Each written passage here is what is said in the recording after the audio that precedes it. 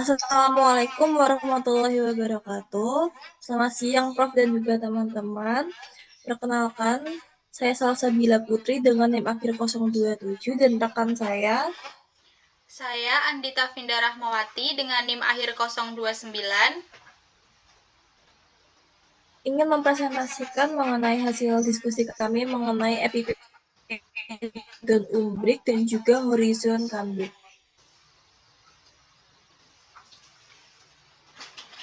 Bagian pertama yaitu pendahuluan. Tanah terdiri dari lapisan-lapisan atau horizon yang terbentuk melalui proses pelapukan, pencucian, dan akumulasi material. Epipedon atau topsoil dan subhorizon atau subsoil merupakan dua horizon penting dalam klasifikasi tanah. Epipedon umbrik merupakan horizon permukaan yang kaya bahan organik namun memiliki kejenuhan basa rendah yaitu kurang dari 50%. Horizon ini umum ditemukan pada tanah masam dengan kesuburan alami rendah hingga sedang, seperti ultisol dan spodosol. Subhorizon kambik adalah lapisan bawah yang menunjukkan perkembangan awal tanah melalui proses alterasi fisik, transformasi kimia, atau pelindian material. Horizon ini umum ditemukan pada tanah muda seperti inseptisol dan alfisol.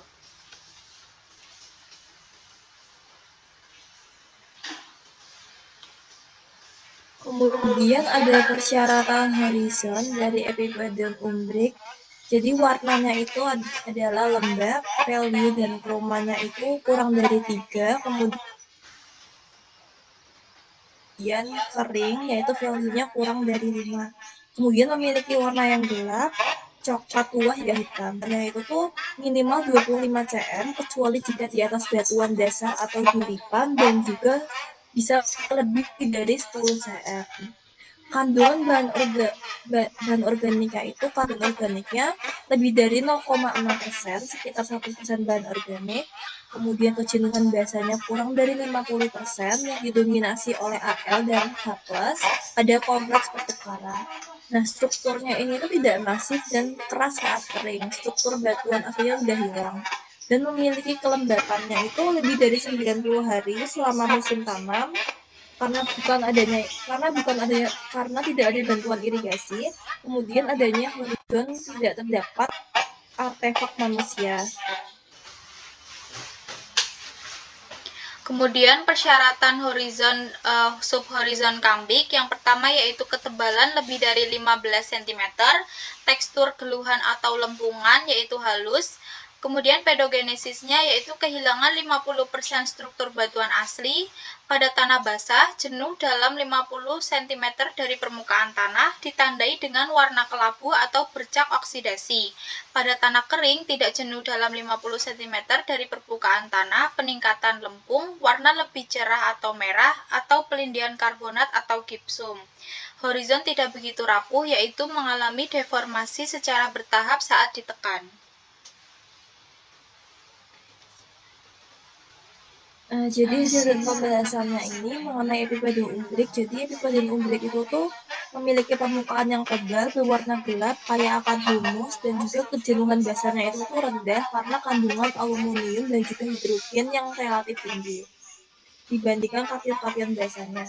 Nah, epipedon ini tuh berasal dari hasil dekomposisi bahan organik seperti akar dan residu permukaan yang dipercepat oleh fauna tanah.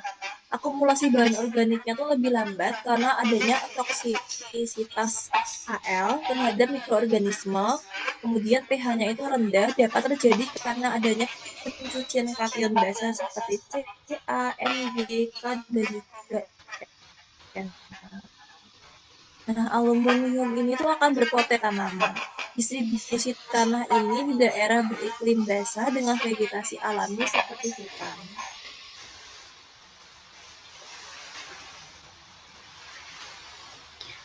Kemudian untuk hasil dan pembahasan subhorizon kambik dengan perkembangan yang minim ditunjukkan dengan perubahan fisik, transformasi kimia, variasi lingkungan, atau kombinasi dari semuanya.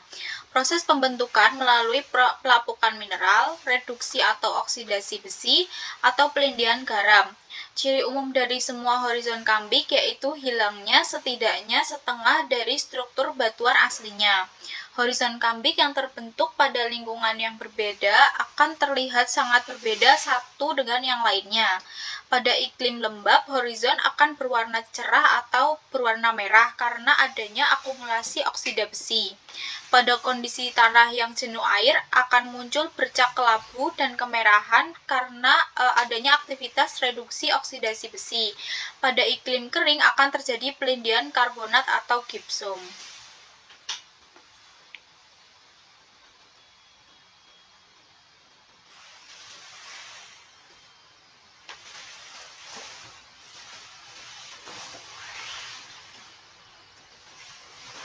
Kemudian kesimpulannya, Cekwe dan Umbrick dan juga subhorizon kambing itu adalah dua horizon yang penting yang mencerminkan karakteristik dan perkembangan tanah. Jadi Epipe dan Umbrick sebagai horizon permukaan yang gelap dan kaya akan bahan organik, tapi memiliki kejenuhan basah yang rendah yaitu kurang dari 50% akibat adanya aluminium dan juga hidrogen. Umumnya terbentuk di lingkungan basah dan asam seperti di vegetasi hutan, sehingga perlunya pengaturan dan juga penambahan bahan organik untuk meningkatkan produktivitas tanah. Sementara itu, subhorizon kambing sebagai horizon bawah permukaan dengan perkembangan awal yang ditandai dengan akumulasi lempung dan oksidasi besi, tapi strukturnya yang masih lemah menunjukkan tahap awal pembentukan tanah yang sering ditemukan pada insektisol dan juga algisol muda. Nah, kombinasi kedua horizon ini tuh dapat menandakan tanah masam yang belum matang dengan keterbatasan kesuburan alami, sehingga perlunya perbaikan sebagai upaya meningkatkan produktivitas tanah. Oke, sekian yang bisa dapat kami sampaikan. Kurang lebihnya kami mohon maaf. Wassalamualaikum warahmatullahi wabarakatuh.